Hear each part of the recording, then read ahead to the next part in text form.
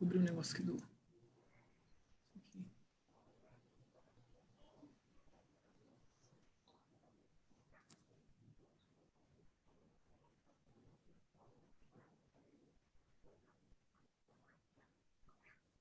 Muito bem, boa noite à comunidade brasileira. Hoje estamos aqui, deixa eu só terminar uma configuração para todo mundo ficar feliz aqui. A gente aproveita e dá um tempinho para quem está chegando ainda, entrando na nossa live.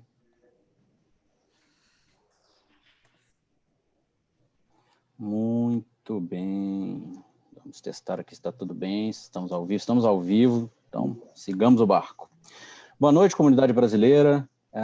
Aqui vamos para mais uma palestra do Consulado Geral do Brasil em Houston. Como vocês sabem, o Consulado ele já tem uma tradição de fazer palestras todos os meses, e agora a gente está fazendo até mais de uma por mês. E a gente sempre busca fazer palestras sobre diversos assuntos de interesse da comunidade brasileira. Lembrando que o Consulado Geral do Brasil em Houston atende a comunidade brasileira no Texas, no Colorado, no Novo México, Oklahoma, Kansas, Arkansas e Louisiana. Meu nome é Daniel Guilarducci Lopes, eu sou chefe do setor cultural e educacional do consulado e agradeço, primeira coisa, a presença de todo mundo que está nos ouvindo. Ajudem a divulgar, ainda tem uns minutinhos se vocês quiserem chamar mais um amigo que possa se interessar no tema da noite. O tema hoje vai ser incentivos governamentais e processos imigratórios favoráveis devido ao Covid-19. Então, nós vamos falar de temas como vistos humanitários com autorização de trabalho para estudantes com visto F1, benefícios migratórios para profissionais da área de saúde, essa área e alguns outros temas, vamos responder perguntas também. Esse é um tema que está bastante delicado e bastante febril nessa semana, até porque teve uma recente novo proclamament, uma nova proclamação do presidente Donald Trump, no último domingo, sobre visto, sobre entrada nos Estados Unidos.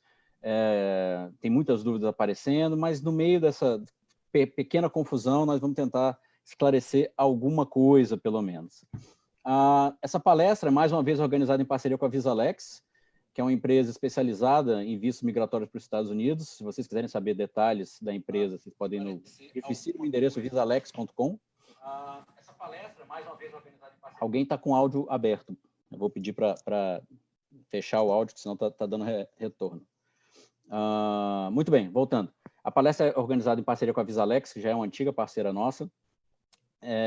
Vocês podem saber mais sobre a empresa no visalex.com. Como é que vocês participam daqui? A gente, ao longo da semana, deixou o endereço de e-mail. Vocês podem continuar mandando e-mail para lá ao longo da palestra, que é o CSF, C de casa, S de sapato, F de faca, csf@itamaraty.gov.br. Itamaraty com Y no final. Então, csf@itamaraty.gov.br. Vários brasileiros já nos mandaram perguntas. Dentro do possível, a nossa palestrante vai tentar esclarecer os pontos que têm gerado mais dúvidas. Vocês também podem fazer perguntas aqui embaixo, nos comentários do Facebook, a gente vai monitorar. Antes de passar para a palestra propriamente dita, eu queria fazer 4 agradecimentos. Primeiro a vocês, que estão prestigiando novamente as palestras do consulado. A gente faz isso com carinho, tentando sempre achar temas que sejam do interesse e importantes para o público brasileiro, para a comunidade brasileira aqui nos Estados Unidos. Já fizemos sobre temas bem diferentes, como imposto de renda, como nutrição, vistos, violência doméstica. De cara, também já posso avisar sobre qual é a próxima palestra, que vai ser com o pessoal do Nosso Canto, no dia 11 de junho. 11 de junho, o pessoal do Nosso Canto vai falar sobre português como língua de herança. Então, ajudem também a divulgar e venham assistir a gente no dia 11. O segundo agradecimento que eu queria fazer é a Elizabeth Smart, que é a nossa... trabalha com a gente lá no consulado, e que ela que é o motorzinho por trás dessas palestras. Ela contata palestrantes, ela organiza a data, ela vê o que é preciso, o que não é. Então, sempre registro aqui o agradecimento a ela, porque senão não teria palestra. E por falar nisso, as palestras ficarão disponíveis aqui no Facebook, e a gente está com uma página no YouTube também. Depois eu vou fazer uma divulgação certinha sobre o endereço da página no YouTube. Nós estamos subindo as palestras para lá depois. Ainda não estamos passando ao vivo, quem sabe em breve, mas logo na sequência da palestra de hoje para amanhã, a gente joga na página do YouTube e divulga aqui. Mais um agradecimento também a Cláudia Verardo, da VisaLex, que sempre está em parceria com a gente, buscando apresentar temas interessantes. E, por fim, um agradecimento à doutora Luciana Tavares, que é a nossa parceira antiga de palestra do consulado, e que será a nossa palestrante de hoje. A Luciane, doutora Luciane, ela é uma advogada com foco em leis de imigração, ela representa a American Immigration Associates e ela é altamente respeitada na comunidade jurídica, já tendo participado de diversos seminários sobre o tema da imigração, de leis de imigração. Ela também é autora de vários artigos em meios de comunicação dos Estados Unidos, em países estrangeiros, com foco nos hábitos e costumes de vida, de trabalho e de estudos aqui nos Estados Unidos. Então, ela fala um pouco não só sobre a lei, mas sobre a vida aqui também. A Luciana é formada em Direito, com distinção em litígios e em Direito de Criança e Família, pela Barry School of Law. Ela é licenciada na Flórida, Nova York, Nova Jersey e Illinois. Haja fôlego, hein, Luciana? E também é membro da Associação Americana de Advogados de Imigração e Associação das Cortes Americanas. Luciane, boa noite. A tela será toda sua. Boa noite, muito obrigada. Fico muito feliz de estar aqui de novo junto com vocês. Consulado sempre bem, muito carinhoso, está recebendo a gente, está sempre trabalhando, incentivando para que a gente possa estar levando informações para a comunidade brasileira, tá? Então, hoje, como falado, né, a gente vai estar conversando, eu vou estar dividindo o meu screen aqui, né? Posso estar dividindo já, Daniel? Pode, fica à vontade. Pode? Então tá. A gente está falando a respeito de alguns dos temas que têm acontecido devido à pandemia, né? Primeiramente, espero que está todo mundo bem, saudável, que Deus está abençoando a todos, né? Porque realmente isso pegou muitas pessoas um pouco, assim, de surpresa, né? Mas, se Deus quiser, no final de tudo, a gente vai estar todo mundo muito mais forte, né? Então, vamos lá. Então, como ele já me apresentou, né? Eu não vou estar ressaltando isso, né? Meu nome é Luciane Tavares, eu também sou CLO da VisaLex, tá? Então, falando um pouquinho, eu vou também estar cobrindo nessa palestra, vou estar falando um pouquinho, que eu vi que tem bastante perguntas referentes a isso, então eu coloquei também dentro da palestra algumas coisas voltadas para os benefícios relacionados aos incentivos fiscais, agora que estão sendo feitos, né? Muitas pessoas têm dúvida dos cheques que estão recebendo, se isso é uma coisa que eles podem, que eles não podem. Vou falar um pouquinho também de alguma coisa do Trump que fez algumas mudanças também. Então, eu vou tentar responder todas as perguntas que eu implementei dentro da palestra, as perguntas que eu já vi que o consulado tem recebido, e aí a gente também, no final, como o Daniel falou, a gente vai estar abrindo para pergunta, tá? Só explicando um pouquinho o que é a VisaLex, para quem não conhece a gente. A VisaLex é uma empresa online, uma plataforma online que facilita a interação dos nossos clientes para que eles possam estar através dessa plataforma online, estar colocando toda a informação. Alguns dos processos eles podem estar fazendo por si próprio, né, como processos de uma autorização de trabalho, autorização de viagem, visto de turista, visto de estudante ou naturalização, ou os processos mais complexos. Então, a VisaLex contrata o escritório afiliado American Immigration Associates, no qual eu sou uma das advogadas lá também, para a gente estar preparando os processos para os clientes da VisaLex, tá? Então, é um pouquinho para vocês entenderem. Então, a VisaLex, nós fazemos todos os processos cabíveis dentro da agência, que a gente fala que é a imigração, a USCIS, ou lidando com os consulados. Nós não fazemos processos de deportação, então, nós não lidamos com a corte migratória, tá? Então, isso é um pouquinho feedback do que nós somos. Então, nós fazemos desde processos de residência permanente, trabalhos temporários, pequenas coisas como a renovação, autorização de trabalho e a naturalização, tá? Então, um pouquinho para falar a respeito, qual foi o impacto que a pandemia teve dentro do processo de imigração nos Estados Unidos, né? Então, a gente sentiu que teve dois impactos, tanto dentro de pessoas que já estão dentro dos Estados Unidos e pessoas que estão fora dos Estados Unidos. Então, eu vou estar explicando direitinho, né? Primeira coisa, para quem está dentro dos Estados Unidos, o que a gente notou? Se você está dentro de um processo de imigração, os escritórios locais da imigração, da USCIS, que a gente fala Field Offices, estão fechados. Então, eles estão fechados e agora, recentemente, acredito que foi ontem, eles anunciaram que estão temporariamente, estão esperando que estão voltar a funcionamento na medida do possível, a partir do dia 4 de junho. Então, até o dia 4 de junho, eles ainda estão fechados, estão voltando dia 4. Então, o que significa isso? Isso se vocês tivessem biometria, essas biometrias não estavam sendo executadas, se vocês estavam prontos para fazer sua naturalização, isso também vai ser adiada. Então, as entrevistas, eles vão estar remarcando naturalmente, tá? Inclusive, nós percebemos que algumas pessoas que normalmente teriam uma entrevista para receber o green card, principalmente pessoas que estão no processo através de empregabilidade, algumas dessas entrevistas foram isentas e essas pessoas passaram a receber o green card sem a necessidade de ter entrevista, tá? Mas isso não é para todos, as outras pessoas vão estar, né, no decorrer, mantendo as entrevistas, e a imigração também pode utilizar a sua biometria anterior. Então, vamos supor, se você fez uma extensão, está fazendo uma nova extensão, e você já fez uma biometria, a imigração pode utilizar uma anterior, tá? Então, mas muitas pessoas que estavam pensando que a imigração não estava funcionando, eu falo imigração, mas o SAS, eles estão funcionando normalmente, tá? Então, se você tem extensões, você precisa estar aplicando. Então, não é o fato deles não estar vendo as pessoas em pessoa, que não significa que eles não estão funcionando. Eles estão funcionando sim, tá? Agora, o que isso significa para as pessoas que estão fora dos Estados Unidos? As pessoas que estão fora dos Estados Unidos, o que aconteceu? Os consulados, eles estão fechados para as coisas que não são consideradas emergenciais, tá? Então, isso significa que vistos rotineiros foram suspensos, tá? Então, vistos assim, um novo visto de turista, se você pegar um visto de estudante no consulado, então, esses foram suspensos. As admissões de refugiados nos Estados Unidos também tiveram uma alteração, isso foi diminuída devido ao fato que eles estão tentando evitar que novas pessoas contaminadas possam entrar, tá? Mas eles ainda continuam processando casos que eles consideram que pode ser de interesse dos Estados Unidos. Então, muitas pessoas, às vezes, que se encontram na área da saúde, próximo para pegar o green card, né, essas pessoas ainda podem fazer com que os advogados entrem em contato com o consulado, para que o consulado tente administrar essa entrevista para que eles ainda consigam estar indo para os Estados Unidos.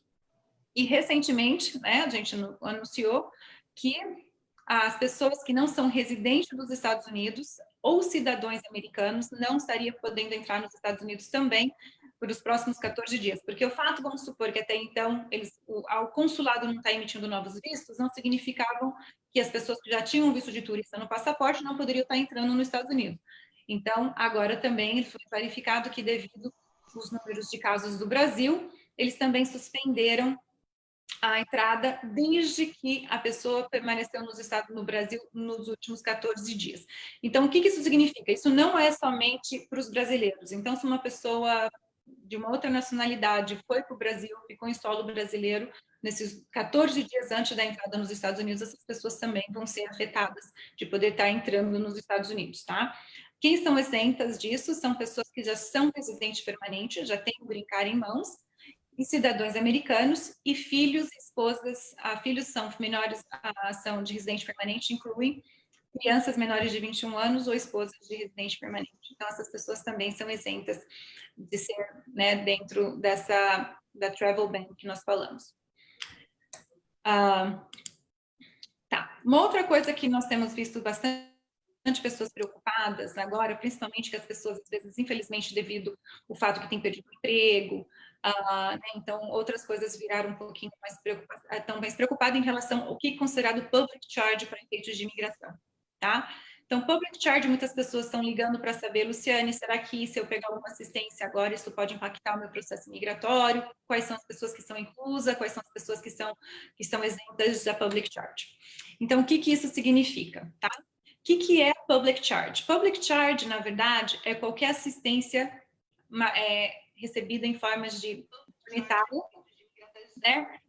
Então, considerando o TANF, se vocês sabem quem é isso, né? O Social Security Income, qualquer federal, local e state, programas de assistência, né, financeiras. O Food Stamps, também, que muitas pessoas, isso também é considerado public charge. E o SNAP também é considerado.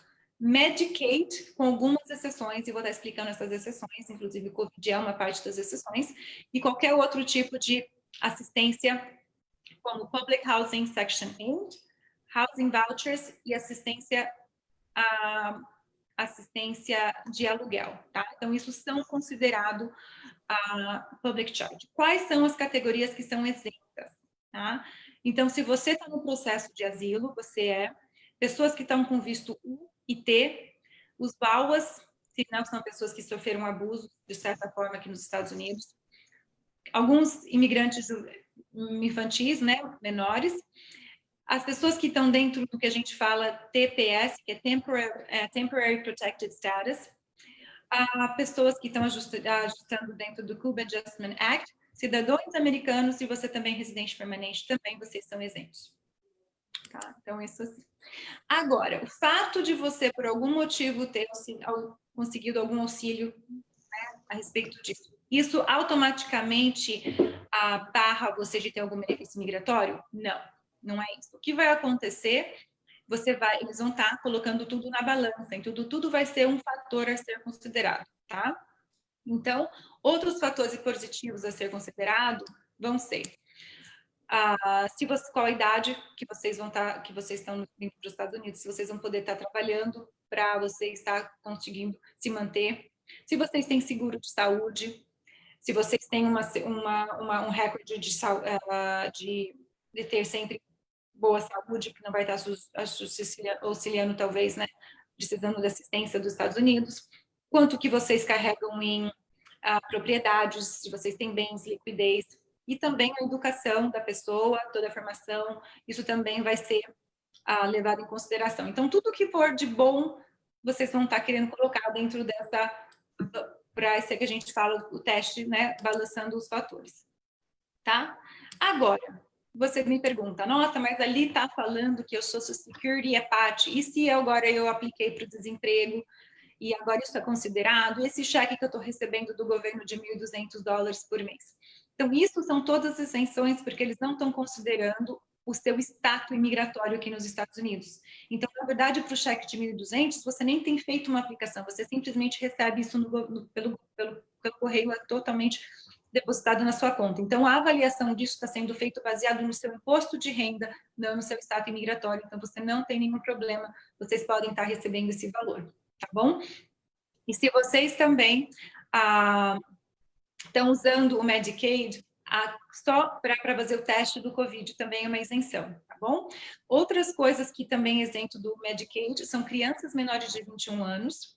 Se você também utilizou Medicaid na área, se você ficou grávida, que utilizou na gravidez, ou 60 dias dentro do período de gravidez, tá? E pessoas com disabilities que está under educação, que chama IDEA, né? Também outras coisas, você pode também, se você está trabalhando... acho que foi muito rápido. Se você também estava trabalhando legalmente nos Estados Unidos e aplicou para o seu benefício através do desemprego, você também pode, tá? O Medicare, WIC, o CHIP, que vocês... Estou falando essas siglas, porque se vocês estão dentro desse programa, vocês provavelmente vão reconhecer isso. Assistência de energia, né? E se vocês receberem algum tipo de student loans ou grants, assim, beneficiantes, vocês também têm direito, vocês podem receber isso, não tem nenhum problema, tá? Então, uma outra ordem executiva que aconteceu recentemente também, né? São pessoas que o Trump indicou que por os próximos 60 dias ele não vai estar emitindo green cards, tá? Então, também vou estar querendo explicar um pouquinho quem são as pessoas que foram afetadas e quem não foram afetadas em relação a isso. Então, quem que é afetada? Primeiramente, são para as pessoas que estão fora dos Estados Unidos. Se você está dentro dos Estados Unidos, isso não está afetando você. Então, isso é para as pessoas que estão fora dos Estados Unidos, tá? E outra coisa, a gente está falando de pessoas que estão em processos de pedidos de green cards. Então, isso não inclui outras categorias não imigrantes. Então, quem está sendo afetadas para pegar o green card? São parentes. Então, se você é um cidadão americano e está pedindo para os seus pais, uma criança adulta, que adulta para os Estados Unidos significa uma pessoa maior de 21 anos, e a sua irmã ou irmão. Então, se você é um cidadão americano que está pedindo para um pai, para uma criança maior de 21 anos, ou seu irmão ou irmã, e o processo já estava pronto para que eles possam conduzir a entrevista no consulado, então isso foi parado por 60 dias, tá bom? Agora, isso não impede que se você está nos Estados Unidos, você quer colocar o seu irmão na fila de espera, naquela fila que está demorando 10 a 12 anos, não significa que você não pode aplicar o processo, a primeira fase, que é você aplicando, pedindo para os Estados Unidos para considerar o seu irmão para vir residir aqui, uma vez que esteja pronto, que está demorando mais ou menos uns 12 anos, você pode fazer esse processo. Isso só está implicando, de novo, é o consulado fora dos Estados Unidos ou embassies, tá bom? Outras pessoas que também estão sendo afetadas são pessoas que são residentes permanentes, que estão tentando trazer a esposa ou filhos, ou seja, filhos sempre para imigração são crianças menores de 21 anos para residir aqui, então também de novo parado por 60 dias. E outras categorias, como EB1A, então se você já tinha um EB1A e você está pedindo, você poderia ser afetado, com algumas exceções. Por exemplo, eu tive um cliente e ele é EB1A, mas ele é um médico, então eu consegui justificar para a imigração que ele seria de interesse dos Estados Unidos para que ele possa vir trabalhar aqui durante a pandemia. Então, os Estados Unidos vai estar sempre olhando se vocês conseguem justificar que seria em benefício dos Estados Unidos que aquela pessoa viesse para cá agora. Então, quem são as pessoas isentas desses 60 dias? São crianças menores de 20 anos de cidadão americano, tá? Desculpa, esse é meu cachorrinho Ted. Aqui a gente está fazendo de casa. E ele está sempre pertinho de mim. Mas tem alguém que bateu na porta que ele decidiu dar a latida dele. Mas não me perdoa. Então, ele não gostou das novas regras. Acho que ele não gostou. Realmente. Não adianta eu colocar. Se eu colocar ele longe de mim, aí ele fica aí que ele fica fazendo mais barulho para ele sair. Então, eu tenho que deixar ele solto. Então, crianças também então, esposas, filhos de americanos, então filhos são menores de 20 anos. Então, mesmo se essas pessoas estão fora dos Estados Unidos, eles conseguiriam estar vindo. Pessoas na área de médica, então profissionais e outras pessoas que vão estar trabalhando de frente com o Covid-19. Pessoas que estão aplicando para o Green Card dentro da categoria EB5, porque essas pessoas estão criando empregos aqui, então todo mundo sabe que a gente, infelizmente, tem uma leva de desemprego muito alta nos Estados Unidos, e eles deixaram uma categoria meio que em aberto. Todos os outros processos que eles acreditam que pode ser de interesse dos Estados Unidos, tá? Então, aí tem essa abertura que o seu advogado pode estar fazendo argumento que essa pessoa deveria ser isenta porque ele é de interesse dos Estados Unidos. E pessoas que já estão aqui, tá? Em relação à imigração, porém, 60 dias não é muito tempo, tá? 60 dias é bem rápido, porque tudo na imigração, às vezes, tende a demorar mais do que isso, tá bom? Então, por isso que é importante colocar em perspectiva o que isso significa 60 dias, tá? E outras pessoas que não estão isentas, né, são pessoas com os vistos temporários. Porém, agora, levando em consideração que também tem os 14 dias agora que eles vão estar precisando levar em consideração. Então, essas pessoas, vamos supor, a pessoa tem um visto de H1B que está pronto para entrar aqui, mas por estar tido no Brasil nos últimos 14 dias, eles não vão conseguir entrar, não porque não estão aceitando pessoas com H1B, não é o caso, é porque essa pessoa ficou no Brasil, estava no Brasil nesses últimos 14 dias antes de entrada nos Estados Unidos. Então, às vezes você pode considerar, talvez, fazendo só, indo para um outro país, fica no tempo fora, os 14 dias antes de tentar vir para os Estados Unidos, para ver se isso, né, é um pouco mais rápido, porque no momento a gente não a gente não sabe quanto tempo isso vai durar, o que o presidente Trump colocou em efeito. Tá? Luciane, deixa eu aproveitar e te interromper. Temos uma pergunta aqui da Erika Schiavetti, que eu acho que tem exatamente a ver com isso. Ela teve essa recente restrição à entrada de pessoas vindas do Brasil nos Estados Unidos. Ela reside com visto L1 e L2. Qual é a situação dela? Pode vir ou não pode? Ela não pode vir, ela não é isenta. Então, se for esse caso, se você achar melhor, talvez você fazer os 14 dias de quarentena, né? Num outro país, se você realmente precisa estar vindo para cá, então talvez você quer ir para um outro país que está aceitando brasileiro, né, ainda, passar os 14 dias e depois você resumir a sua viagem para os Estados Unidos, entendeu? Os Estados Unidos só quer ter certeza que por os últimos 14 dias a pessoa não está trazendo a doença para cá. Mas isso não é brasileiros, é pessoas que estão no Brasil, independente da nacionalidade. Então, se você for para um outro país e ver que você não está doente, você ficou os 14 dias, depois quiser resumir para os Estados Unidos, você pode estar fazendo isso. Tá? Mesmo situação semelhante, ainda sobre visto L1 e L2, da Renata. Ela tem o visto L1 já renovado pelo cônjuge internamente. Pode pedir EAD sem sair do país? Então, se você fez uma mudança de status aqui e você já está com seu status de L1 ou L2, sim, pode aplicar uma autorização de viagem ou de trabalho aqui dentro dos Estados Unidos. Porém, se o pedido que você fez foi um pedido de visto para que você possa pegar no consulado, então você não fez uma mudança de status, mas sim você pediu para que você já vai direto para o consulado, aí você não pode estar pedindo uma autorização de trabalho aqui, porque você não tem o status ainda de L1 ou de L2. O seu visto só vai ficar efetivo após você ir para o consulado no Brasil americano, né? E você pegar o visto efetivo. Então, talvez você queira conversar com o seu advogado para ver se, né, qual que é a sua mudança de status ou se é, em fato, visto. Perfeito. Obrigado, Luciano. Mas, agora eu vou estar falando um pouquinho a respeito de algumas opções de vistos para pessoas na área da saúde, que ficou bastante disponível agora. Não que esses vistos não existiam, já existiam, sempre existiu, é que agora, devido a alguns incentivos, o argumento imigratório para o advogado fazer ficou um pouco mais fácil. E, de novo, uma coisa que eu quero deixar bem claro, com algumas coisinhas que eu vou falar. O fato da argumentação imigratória nós conseguimos fazer de acordo com a lei, não significa para pessoas na área da saúde que vocês, em fato, vão conseguir trabalhar, ou que vocês vão encontrar um emprego. Imigração é uma coisa, e vocês conseguirem um emprego na área é uma outra coisa, tá? Então, às vezes eu vejo que as pessoas confundem o fato de você já ter uma autorização legal para trabalhar, já tem o direito, já tem um local para trabalhar. Isso são duas coisas diferentes. Então, eu vou estar falando de duas categorias somente, porque eu sei que a gente tem um tempo limitado. Se vocês quiserem saber mais outras informações, quais são os tipos de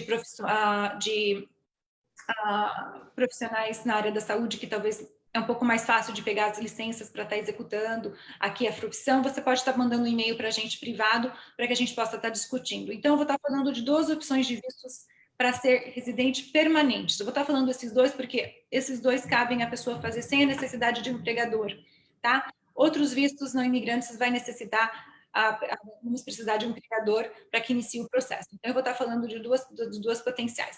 Então, tanto pessoas como o EB1A, que eu estava falando, que são pessoas extraordinárias na área. Então, isso nessa área, vem muitas pessoas na área de pesquisas, tá? E eu vou estar falando também do NIW, que é o National Interest Waiver, tá? Então, o EB1A é para a categoria de profissionais que a gente consegue mostrar que eles são reconhecidos nacionais ou internacionais na área deles de atuações, tá? Então, os Estados Unidos, geralmente, você pode estar mostrando um grande prêmio na sua área, tá? Um que é reconhecido internacionalmente. Esse geralmente é o suficiente. Caso não, aí nós precisamos mostrar no mínimo 3, um requerimento de 10. O importante desse processo não é quantidade, mas qualidade, entendeu? Então, a gente tem que mostrar que essa pessoa, de uma maneira mais subjetiva, ela é reconhecida nacional. Muitas pessoas, às vezes, acham que isso está dividido só para atores, para atletas, muito reconhecido. Não é o caso, tá? Eles vão estar realmente medindo se na sua área você chegou no top 1%. Tá? Então, às vezes, se você é um médico que tem desenvolvido muitas pesquisas, você está trabalhando numa universidade no Brasil de bastante reputação, você trabalhou de frente de grandes, talvez fez publicações de livros, então você pode ser um ótimo candidato para você estar pedindo para você vir dentro dessa categoria. A vantagem do EB1 é que você não necessariamente precisa vir para estar atuando como médico, você pode estar vindo aqui para estar trabalhando como pesquisadores, ou você está vindo aqui para uma outra coisa que não seja exercer a função de médico também, mas também na área da saúde, tá? Então, isso que é o EB1. Então, se você acha que você pode ser um ótimo candidato, aí você também pode estar mandando mais informações para a gente estar conversando com vocês. Um outro processo que ficou muito propício agora é um processo chamado NIW, que é o National Interest Waiver, e eu vou estar mostrando por quê.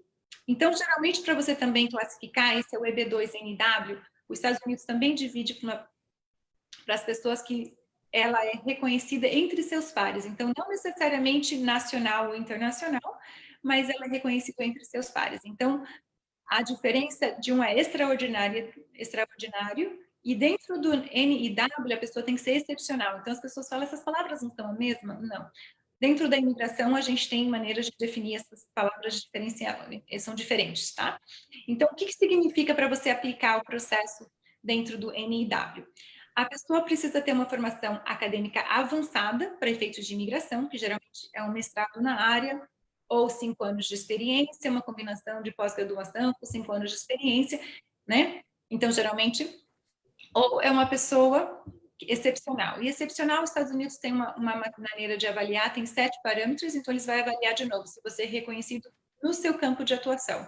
Então, se você tem publicações, talvez publicações locais agora pode ser considerada, se você tem palestras, se você contribuiu na sua área. Então, aí tem maneiras de você estar vendo.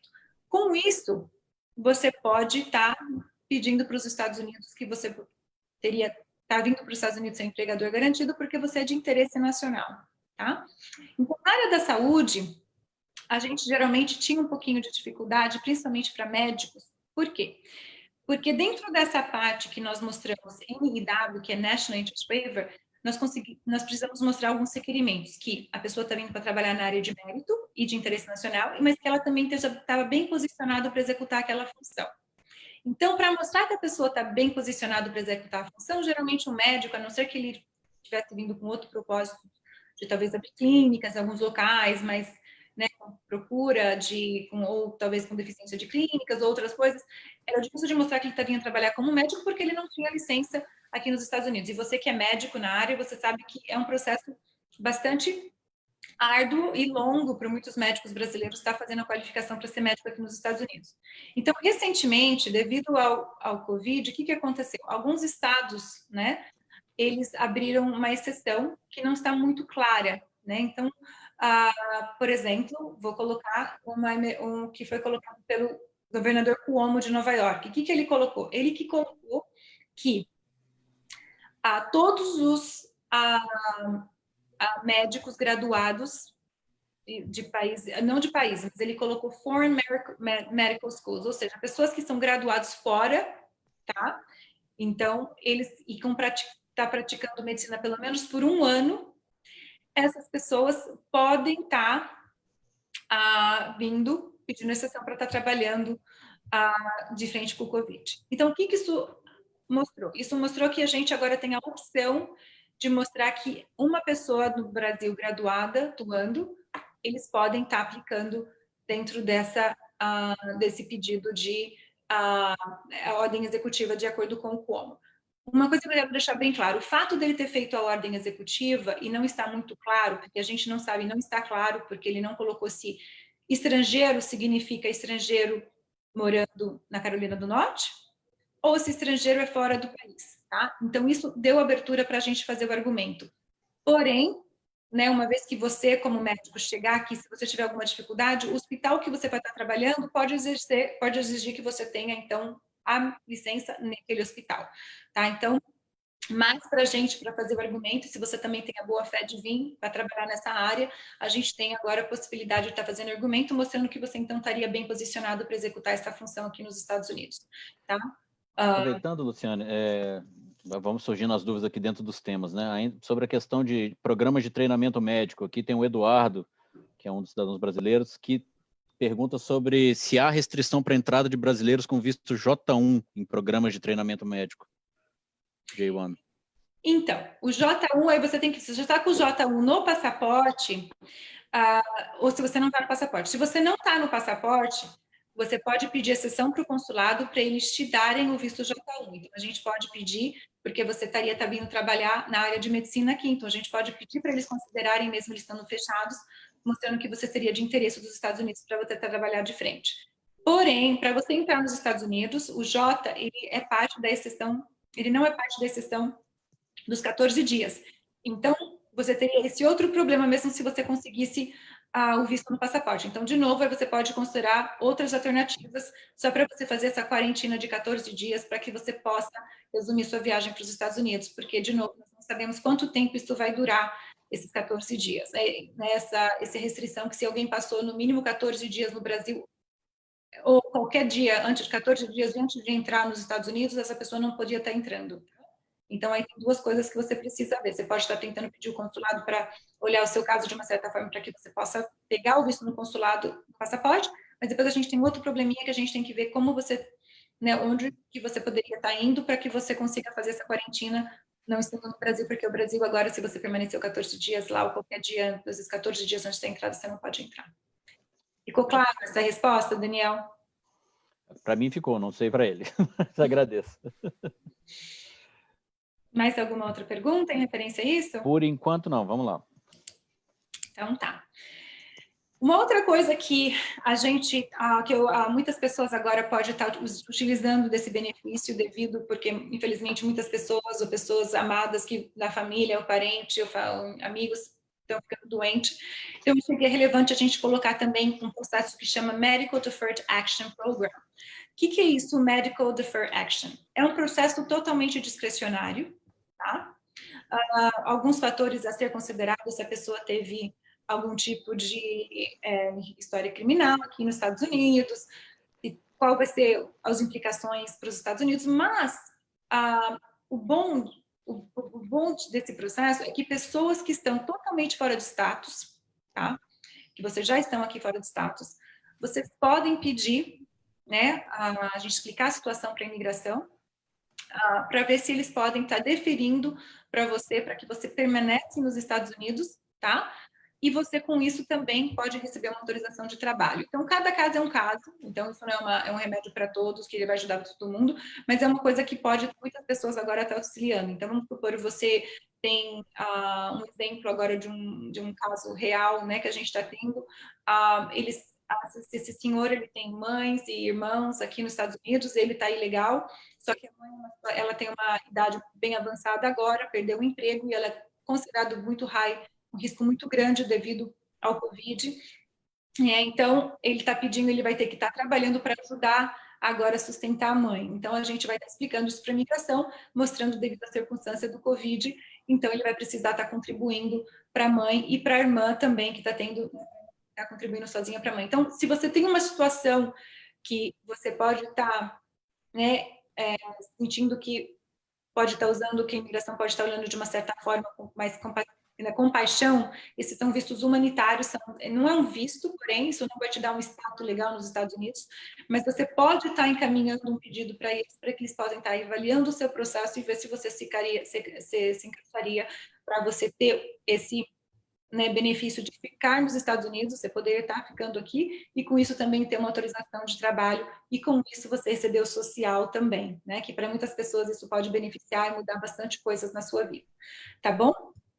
Então, isso é um programa que pouquíssimas pessoas, né, fazem e também está disponível. Então, isso é um pouquinho das mudanças, das coisas que eu acredito que seja relevante. Outra coisa que a gente falou que ia falar também é para as pessoas que estão estudando nos Estados Unidos, né? Então, pessoas que estão com visto de estudante F1, tem F1, já está estudando há mais de um ano, tá? Então, se você não tem mais de um ano, isso não se inclui para você. Você tem que ter mais de um ano. E você sofreu agora o que a gente fala, o termo é hardship, ou seja, você sofreu um processo muito difícil agora, que você não estava foreseeing, você não estava antecipando, esperando? Antecipando. Obrigada, Daniel, por já falar. Você não estava antecipando devido ao Covid. Eu acho que é muito difícil alguém poder falar que 5 meses atrás, quando a gente estava falando em janeiro, fevereiro, a gente estava antecipando alguma coisa nessa magnitude, né? Então, muitas pessoas às vezes tinham um planejamento financeiro, que isso foi alterado devido ao Covid, e né, isso pode ser muitas pessoas isso pode ser uma coisa temporária para você, talvez agora o seu negócio no Brasil ficou fora, está fechado, ou né, algumas coisas você não tem acesso ao recurso financeiro que estava disponível para você estar pagando a sua escola, e você consegue justificar e mostrar qual foi essa ocorrência. Então, a gente pode estar pedindo uma autorização de trabalho para que você possa também estar trabalhando para suplementar a sua renda na escola, tá? Então, a gente precisa também estar trabalhando isso em conjunto com as escolas vão ter que estar dando para a gente um I-20 com recomendação para trabalho fora do campus. Então, isso significa que não tem trabalho disponível dentro da escola e você precisa trabalhar fora da escola. Então, é um processo muito bom, muitas pessoas falam, isso vai implicar com outros benefícios futuros. Não necessariamente, tá? Então, se você consegue mostrar que isso é uma coisa única, uma coisa temporária, agora, lógico, se eventualmente você continuar não tendo acesso a recursos e você totalmente não tem mais renda, que você pode haver, assim, uma public charge, isso pode eventualmente ser um problema, mas se você consegue mostrar que isso é uma coisa pontual, justificada agora, né? Isso não é para ter problema no seu processo migratório, tá? Porque isso, né? Uma outra coisa, isso também, esse é uma autorização de trabalho um pouco limitada, você vai ter 20 horas para estar trabalhando semanalmente, desde que você está estudando, mas no tempo de folga de escola, vocês podem estar trabalhando os 40 horas, né? Se você não está estudando, né, o tempo de férias, tá bom? Então, isso muitos outros estudantes agora que sempre teve, né, agora você também tem a possibilidade de estar aplicando essa autorização de trabalho. Isso também não vai impactar se você tem o seu OPT ou se você vai depois aplicar o seu CPT. Isso não teria nenhum impacto para você. Você pode depois ainda aplicar por esses benefícios paralelos. O que eu vejo é que se você mudar de escola, algumas das escolas novas, porque você não estava na escola pelo menos por um ano, essas escolas às vezes têm algum problema, elas vão ter que medir se você, em fato, foi um estudante integral no período anterior, tá? Então, é isso um pouquinho da nossa apresentação, espero que eu cobri aí mais tópicos em relação ao que foi de mudança devido à pandemia. Luciane, eu vou fazer duas pequenas intervenções aqui. A primeira para avisar para algumas pessoas que estão fazendo perguntas aqui no Facebook, a gente está anotando, tem algumas perguntas que não têm a ver diretamente com a palestra, se pode ir com passaporte americano para o Brasil, sendo brasileiro, então a gente vai responder para vocês, deixa eu só terminar a palestra que a gente entra em contato. Algumas pessoas perguntando também quando é que o consulado abre para atendimento presencial. Não há ainda uma data exata para reabertura. O consulado não está fechado, ele só está fechado para atendimento, a gente está trabalhando nos pedidos e os contatos estão todos sendo feitos via e-mail. Se vocês forem na página do consulado, ou se vocês rolarem a página aqui do Facebook daqui a pouco, vocês vão ver um vídeo, inclusive comigo, explicando qual é o procedimento exatamente para vocês entrarem em contato. Prova de vida, por exemplo, que alguém perguntou, para o INSS ela está suspensa por 120 dias, 180 dias, perdão, mas se for prova de vida estadual, tem a exigência. A gente tem feito, tá? A gente só não tem feito presencialmente, mas dá para fazer tudo por o primeiro contato por correio eletrônico, a partir daí cada um dos setores vai estudar caso a caso qual vai ser a melhor solução. Então, vocês entrem em contato com os e-mails dos setores, vocês podem ver isso na página do consulado ou aqui mesmo no Facebook, se vocês rolarem, vocês vão achar um vídeo em que eu explico isso. E aí um outro detalhe, já ainda falando sobre estudantes, né, que foi o último tema que você tratou aí, nós temos duas perguntas sobre isso. Uma é da Mariana, que ela se graduou, que, aliás, ela terminou o mestrado na Universidade do Colorado, e ela ia fazer um doutorado, já estava aprovada num doutorado na Dinamarca. Só que o que aconteceu? Os voos foram todos interrompidos, a migração interrompida, tudo está interrompido, etc.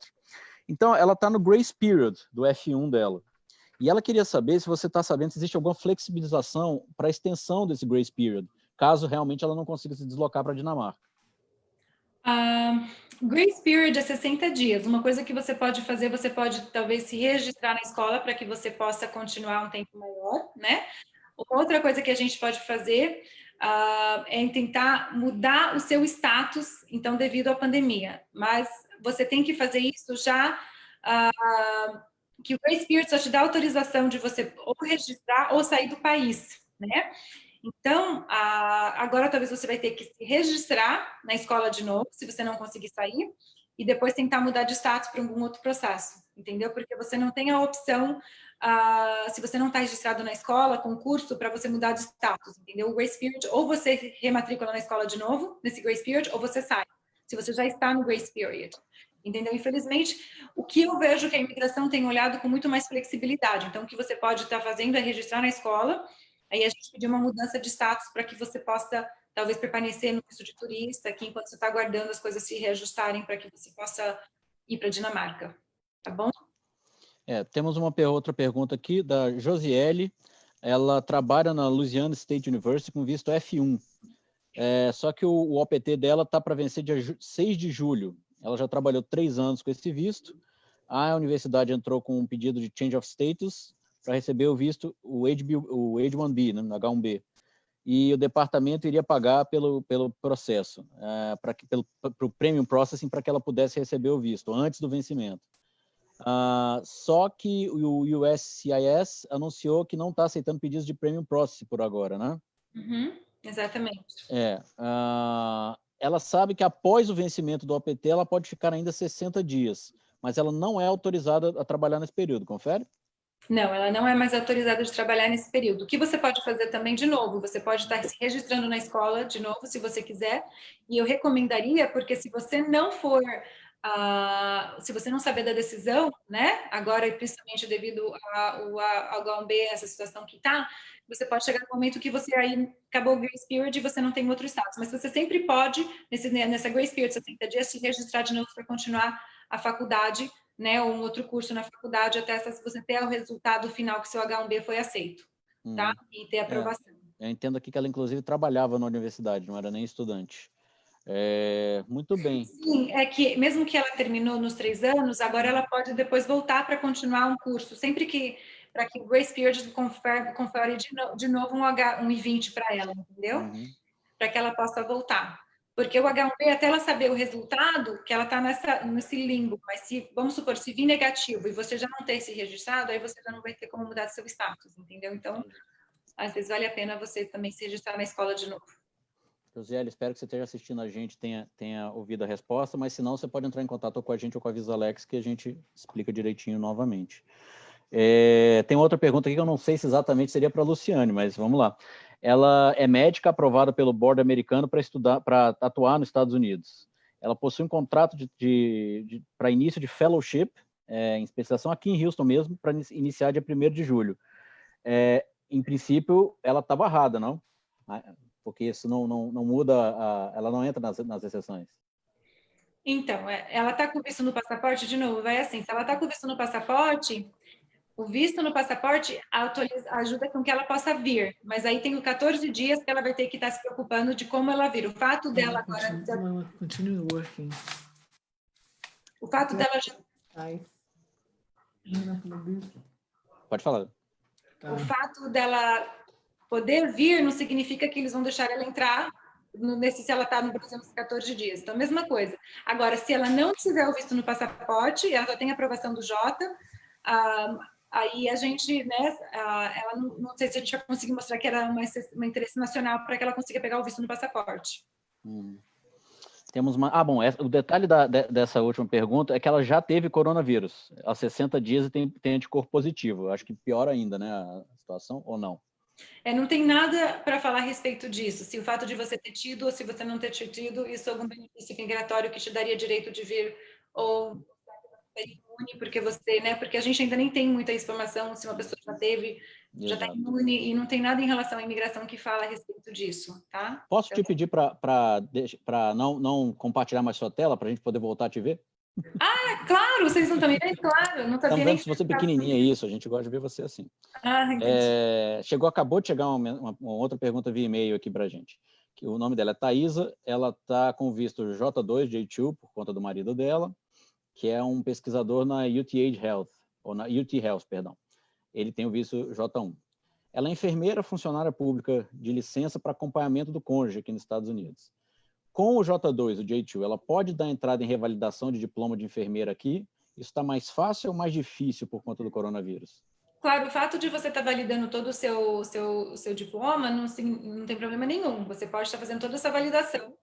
O que você precisar, em fato, depois para você trabalhar, é uma autorização de trabalho. Então, o fato de, às vezes, você ter tudo válido não significa que você pode estar trabalhando, né? Então, aí você pode fazer uma coisa, pode totalmente depois verificar as opções suas de vistos.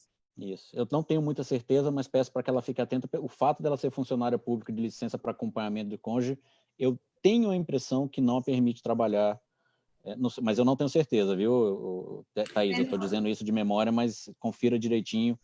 Se quiser entrar em contato com a VisaLex ou conosco, para a gente ver isso direitinho.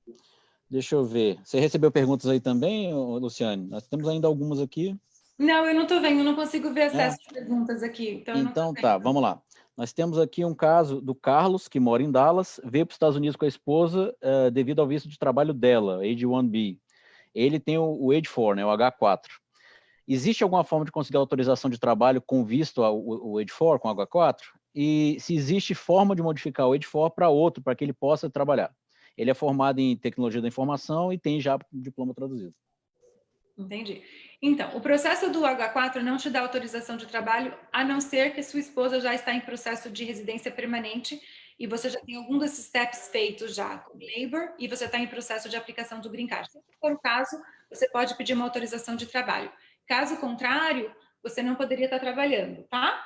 O que você pode também fazer é sempre mudar de status, já que você está com status. Então, o fato da sua esposa estar trabalhando e você encontrou um outro empregador que está disposto a fazer um processo de visto para você, você pode estar pedindo mudança de status também e vai da sua esposa querer te acompanhar ou não. Então, vamos supor, se a sua esposa tem H1B e se você tivesse um empregador que te contratasse como H1B, ele também pode, ou começar um outro processo de green card, que pode ser um EB2 com perm, dependendo do cenário de tecnologia, dependendo do seu currículo, a gente pode estar avaliando também se tem algum tipo de exceção de você poder vir sem um empregador garantido, né? Então, você sempre pode mudar de status.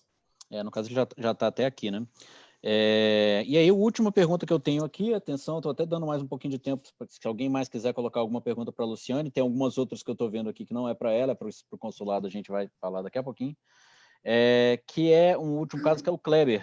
O Kleber, ele tem um filho que é atleta aqui nos Estados Unidos, ele é estudante-atleta, e acabou o ano letivo dele, voltou para o Brasil em março, que foi suspensa as aulas, né? E ele precisa estar de volta aqui no dia 1º de agosto para a faculdade já confirmou o retorno das aulas presenciais. Ele estuda no Kansas. Ele queria saber se depois da decisão do presidente Trump, o filho dele se enquadra em algum critério de exceção. Ele é um estudante matriculado aqui, já residente com o I-20, né, I-20, visto válido e está no meio do curso. Ele tem... Então, ele tem o visto válido no passaporte. Isso, ele já é residente com visto com o I-20, né, o I-20, e tem visto válido. Tá, então ele, na verdade, a única restrição que ele tem é dos 14 dias, né? Então, de novo, talvez ele vai ter que fazer um ajuste de viagem para algum outro país, ficar 14 dias a quarentena e depois retornar. Então, não tem restrição. Viagem direta do Brasil para cá, não. Ele teria que respeitar os 14 dias em outro país. Exatamente, porque, infelizmente, eles podem... Os Estados Unidos acreditam que as pessoas podem estar trazendo, né, o vírus para cá. Eu até queria 2 palavrinhas, eu não sei, aí você me corrija na parte técnica. A primeira é que, assim, a entrada, essa questão da nova proclamação, novo anúncio, nova proclamation do Trump, tem menos a ver com o tipo de visto e mais a ver com questão de onde você está vindo, né? Então, você tem algumas exceções bem claras. Se você é cidadão americano, você pode entrar, sempre eles vão autorizar a entrar no próprio país, ou talvez só sob uma situação muito grave eles restringiriam esse tipo de entrada. Se você é pai ou é padrasto de um cidadão americano, tem essas outras exceções. É isso mesmo, né? Então, tem menos a ver com o tipo de visto que você tem e mais a ver com a sua origem, não de nascimento, origem de deslocamento, tá? Exatamente. E as exceções são cidadãos americanos, residentes permanentes e esposas de residentes permanentes e filhos de residente permanente menores de 21 anos. Tá, tem todo um pessoal da área de Estado, de militares e diplomatas, etc., mas que 99% dos casos que nos procuram não tem a ver com isso. E outra coisa que eu queria falar aí para o pessoal que está assistindo a gente, dar um toquinho só da história, da parte política por trás disso, porque às vezes as pessoas reagem assim, não, mas o que o Brasil tem de diferente? Na verdade, a gente já estava fazendo essa restrição de entrada de americanos antes deles fazerem a restrição, né? Eles estão acompanhando, os americanos estão acompanhando como é que estão os casos no mundo inteiro, não é só o Brasil. Essa decisão não é para o Brasil, é uma decisão que incluiu o Brasil, já tinha incluído a União Europeia, Reino Unido, Irlanda, quer dizer, não tem nada a ver, não é uma relação afetiva ou desafetiva, por falta de afeto com o Brasil. É um estudo técnico que eles estão fazendo e ainda não temos previsão de volta. Algo que a gente pode dizer que, assim, mesmo para os países que primeiro fizeram as quarentenas, que primeiro tiveram suas curvas já reduzidas, mesmo para eles ainda não está, essa restrição não caiu. Então, ainda vai demorar um tempinho, a gente vai ter bastante... vai ter um momento de limbo aí com vários casos para resolver. Eu sei que não é uma boa notícia que eu estou dando, mas é a notícia que a gente tem para dar, assim. Outros países que eles estão até considerando também, estão falando, é a Rússia, né? Que a Rússia também está com os números de casos bem altíssimos também, né? Então, isso pode ser o próximo a ser considerado. Perfeito. Deixa eu ver se temos mais alguma coisa aqui de última hora. Deixa eu ver. Quem está estudando enfermagem fora de status, tem alguma forma de mudar o visto? Então, se você está fora de status, aí você vai estar um pouco mais limitado para pegar um visto aqui, com algumas exceções, né? Então, se você foi perdoado imediatamente através de um benefício direto de um cidadão americano, né? Ou se você agora, dependendo do que você vai fazer, se você vai estar trabalhando dentro da pandemia, o que a gente pode, de novo, estar fazendo é dentro daquela Medical Deferred Action que eu expliquei, para ver que você consegue pelo menos uma estadia estar aqui nos Estados Unidos e conseguir uma autorização para você estar trabalhando, talvez, de frente, né, ou trabalhando dentro da pandemia. Mas você não receberia um visto per se, um status legal, você só estaria autorizada de estar aqui por aquele tempo que foi te dado, que eles também têm a discreção de estar falando, que geralmente é 1 ano. Perfeito. Vou dar mais 30 segundos, se alguém quiser fazer uma pergunta. Enquanto isso, eu já vou agradecendo a Luciane novamente pela Muito participação. obrigada. Certamente não vai ser a última palestra, a gente está sempre em contato com o pessoal da Visalex, está sempre trazendo... Essa questão de visto também é muito fluida e é muito complicada. Eu não sei como é que a Luciana decora todas as siglas. Deve ter um mapa em casa, né, Luciana? Assim, de... Não tenho mais, é todo dia falando, né? Acaba que fica uma coisa... Mas eu estou muito feliz, muito obrigada pela participação, deixar a gente estar participando, fico muito feliz de estar aqui com vocês, espero que isso tenha clarificado alguma das dúvidas para a nossa comunidade brasileira, e se vocês realmente tiverem qualquer dúvida, fica à vontade de entrar em contato com a gente, ou marcar uma reunião, estamos dispostos e disponíveis para estar auxiliando, o que for preciso. Obrigado novamente. Lembrando ao pessoal que no dia 11 de junho a gente vai ter uma palestra de novo aqui virtual sobre português como língua de herança com o pessoal do Nosso Canto. Então, prestigiem, ajudem a gente a divulgar esses eventos. Esses eventos a gente consegue trazer palestrantes que vêm de forma gratuita, de forma voluntária, para falar um pouquinho para vocês. Agradeço novamente, Luciane, e a gente vai se falando e até breve. Boa sorte e muita saúde nesses próximos dias. Obrigado, para vocês também. Vão com Até Deus. mais. Abraço, comunidade brasileira. Estamos aqui à sua disposição. Vamos responder daqui a pouquinho aqui nos comentários ou via e-mail algumas das perguntas que vocês fizeram que não era diretamente relacionada à Luciana. Muito obrigado e até a próxima palestra.